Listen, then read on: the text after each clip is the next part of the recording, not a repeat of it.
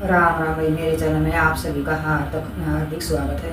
आइए सुनते हैं राधा अष्टमी की है सुंदर सी कथा। वही कथा अच्छी लगे है तो लाइक और सब्सक्राइब जरूर किया करो, कमेंट कर बता करो वही कैसी लगी। जय हो राधा रानी की, जय हो कृष्ण भगवान की। कृष्ण और राधा के हैं तो बहुत सी लीलाएं हैं, मगर यह है राधा अष्टमी की एक सुंदर सी कथा है। चलिए सुनते हैं सुंदर सी कथा।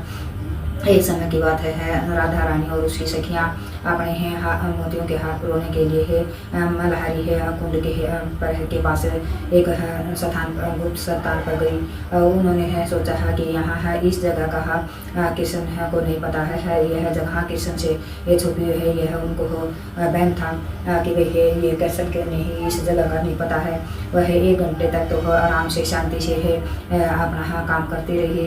उन्होंने वह वहाँ अपने माता से है मोती है कीमती मोती है लेकर आई हुई थी। उनका हार बना रही थी दिवाली पर पहनने के लिए।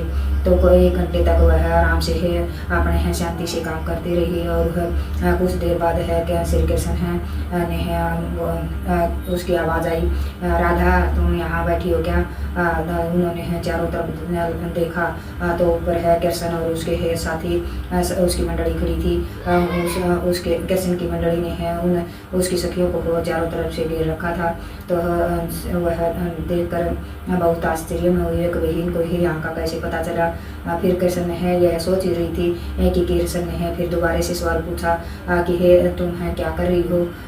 तो राधा ने कहा नहीं नहीं हम कुछ नहीं कर रही। फिर है उसने और नज़दीक आकर देखा तो कृष्ण ने तो वह मोतियों के हार पिरो रही थी। तो वह कृष्ण बोला यह कहाँ से लेके आए? बोले कि यह तो हम अपने हैं हार बनाने के लिए लेके आए हैं और दिवाली पर पहनेंगे। कृष्ण बोला है कि कुछ मोती मुझे दे सकते हो क्या?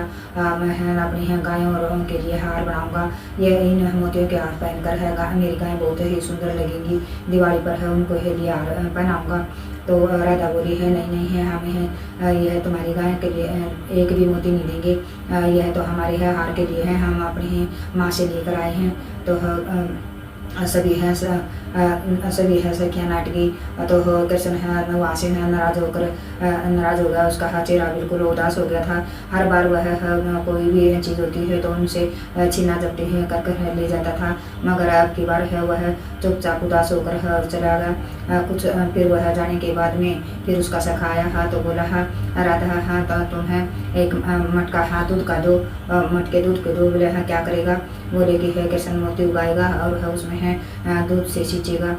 तो बोले है कभी मोती की खेती भी होती है क्या? तुम्हारा सखा तो एकदम बुद्धू है, उसे है किसी चीज़ का नहीं पता।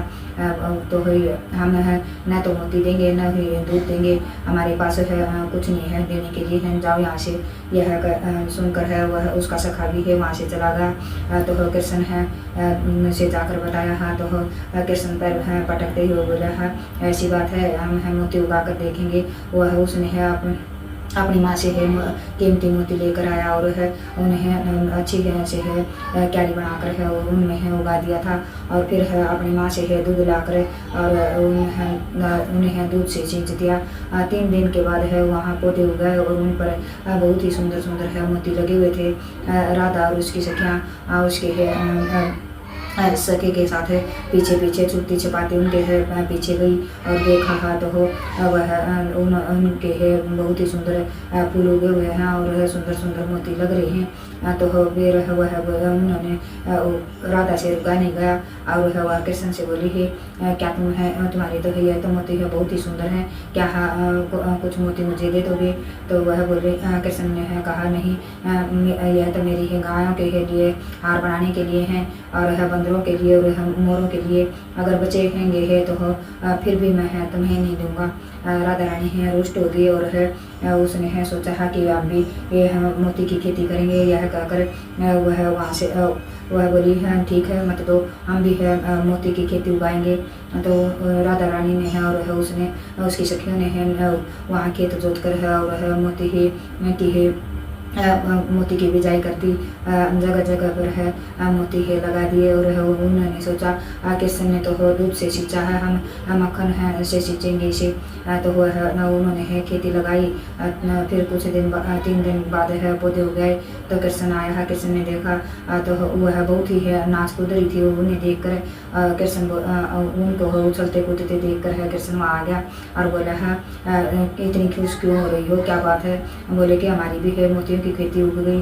बोले कि ये मोतियों की कोई खेती नहीं है, ये गुंजा की खेती है। ये इसमें है बहुत ही जहरीले गुंजा उगते हैं, ये है मोती नहीं है।